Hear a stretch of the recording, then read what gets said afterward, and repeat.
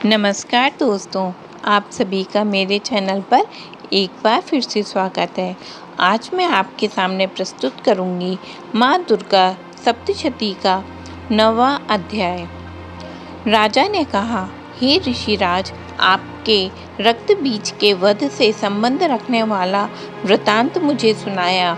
अब मैं रक्त बीज के मरने के पश्चात क्रोध में भरे हुए शुंभ व निशुंभ ने जो कर्म किया वह सुनना चाहता हूँ।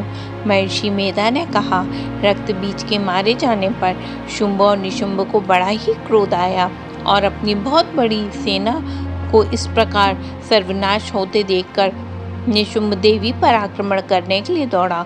उसके साथ बहुत से बड़े बड़े असुर देवी को मारने के वास्ते दौड़े और महापराक्रमी शुंभ अपनी सेना सहित चंडिका को मारने के लिए बढ़ा। फिर शुंभ और निशुंभ का देवी से घोर युद्ध होने लगा। वह दोनों असुर इस प्रकार देवी पर बाण फेंकने लगे जैसे कि मानो मेघों से वर्षा हो रही हो। उन दोनों के चलाए हुए बाणों को देवी ने अपने बाणों से तुरंत ही काट डाला और फिर अपने शस्त्रों की वर्षा से उन दोनों दैत्यों को चोट पहुंचाई। निशुंभ ने तीक्ष्ण तलवार और चमकती हुई ढाल को लेकर देवी के सिंह पर आक्रमण किया। अपने वाहन को चोट पहुंचती देखकर देवी ने अपने क्षुरप्र नामक बाण से निशुंभ की तलवार व ढाल दोनों को ही काट डाला। तलवार और ढाल कट जाने पर निशुंभ ने देवी पर शक्ति से प्रहार किया। देवी ने अपने चक्र से उसके 2 टुकड़े कर दिए। फिर क्या था, दैत्य मारे क्रोध के जल भुन गया। उसने देवी को मारने के लिए उसकी ओर शूल फेंका, किंतु देवी ने अपने मुक्के के प्रहार से उसको चूर चूर कर डाला। फिर उसने देवी पर गदा के प्रहार किया। देवी ने त्रिशूल से गदा को भस्म कर डाला। इसके पश्चात वह फरसा हाथ में लेकर देवी की ओर दौड़ा। देवी ने अपने तीखे बाणों से उसे धरती पर सुला दिया। अपने पराक्रमी भाई निशुंभ के इस प्रकार से मरने पर शुंभ क्रोध में भरकर देवी को मारने के लिए दौड़ा। वह रथ में बैठा हुआ उत्तम आयुधों से सुशोभित अपनी 8 बड़ी बड़ी भुजाओं से सारे आकाश को ढके हुए था।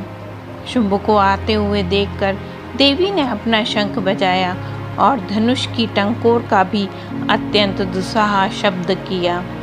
साथ ही अपने घंटे के शब्द से, जो कि संपूर्ण दैत्य सेना के तेज को नष्ट करने वाला था, संपूर्ण दिशाओं में व्याप्त कर दिया। इसके पश्चात देवी के सिंह ने अपनी दहाड़ से, जिसे सुनकर बड़े बड़े बलवानों का मदचूर हो जाता था, आकाश, पृथ्वी और 10 दिशाओं को पूरा कर दिया। फिर आकाश में उछलकर काली ने अपने दांतों तथा हाथों को पृथ्वी पर पटका। उनके ऐसा करने से जो शब्द हुआ, जिससे कि उससे पहले के सारे शब्द शांत हो गए। इसके पश्चात शिवदूती ने असुरों के लिए भय उत्पन्न करने वाला अट्टहास किया, जिसे सुनकर दैत्य थर्रा उठे, कांप उठे। शुंभ को बड़ा ही क्रोध आया। फिर अंबिका ने कहा, अरे दुष्ट, खड़ा रह, खड़ा रह। ये कहा तो आकाश से सारे देवता जय हो बोल उठे। शुंभ ने वहां आकर ज्वालाओं से युक्त एक अत्यंत भयंकर शक्ति छोड़ी, जिसे आते देखकर देवी ने अपनी महोल्का नामक शक्ति से तुरंत ही काट डाला। हे राजन, फिर शुंभ के सिंहनाद से तीनों लोग व्याप्त हो गए। उसकी प्रतिध्वनि से ऐसा घोर शब्द हुआ, जिससे इससे पहले के सभी शब्दों को जीत लिया। शुंभ के छोड़े हुए बाणों को देवी ने और देवी के छोड़े हुए बाणों को शुंभ ने अपनी बाणों से काटकर सैकड़ों और हजारों टुकड़ों में परिवर्तित कर दिया।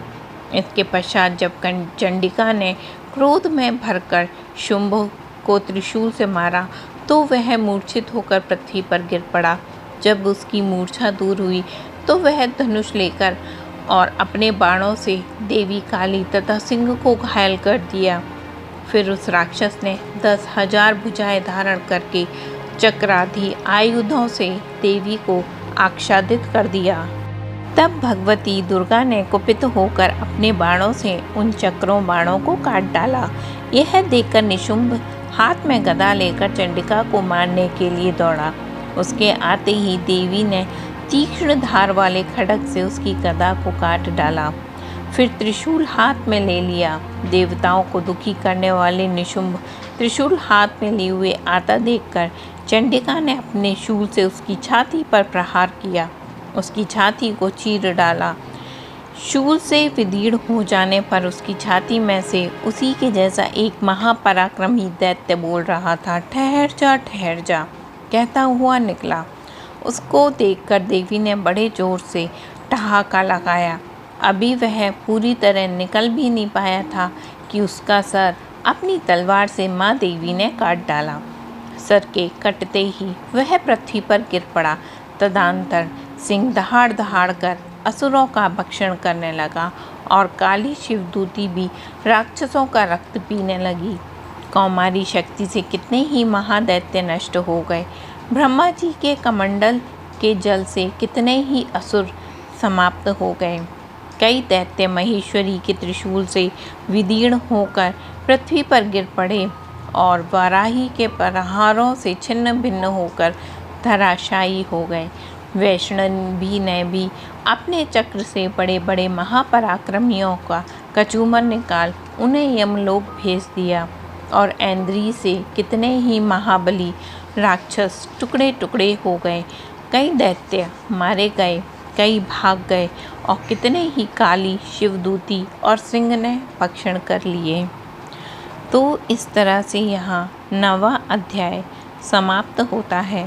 आप सभी का दिन मंगलमय और शुभ हो। माता रानी की कृपा आप पर बनी रहे।